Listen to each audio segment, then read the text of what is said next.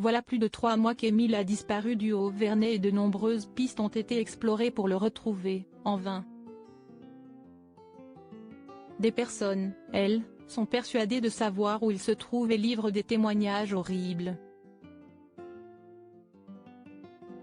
Le 8 juillet dernier, le petit Émile, 2 ans, a disparu alors qu'il était sous la surveillance de ses grands-parents dans le village du Haut-Verney, Alpes de Haute-Provence.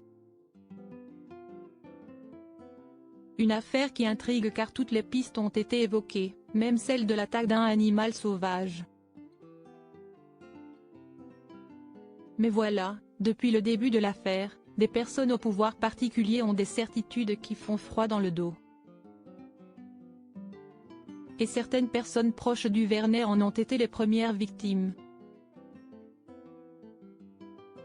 Si est-il le cas de Jessica, responsable du centre de randonnée du Verney, qui a témoigné pour le magazine Valeurs Actuelles. Elle a reçu des coups de téléphone et certains étaient terrifiants. Des médiums et autres radiesthésistes lui ont d'ailleurs mis la chair de poule. Il y a eu un monsieur par exemple qui a déclaré avoir entendu Émile pleurer dans l'enclos de ses ânes. Une vision d'horreur qui a été synonyme de cauchemar pour elle. Des témoignages monstrueux depuis les premiers jours de la disparition d'Émile, des médiums ont tenté de retrouver sa trace, certains se rendant même sur place. En juillet, BFM TV avait fait un reportage montrant comment ces personnes s'invitaient dans l'enquête. Selon eux, le jeune Émile que tout le monde cherche était parfois sous l'église, dans une voiture, une forêt. Chacun avait sa terrible version.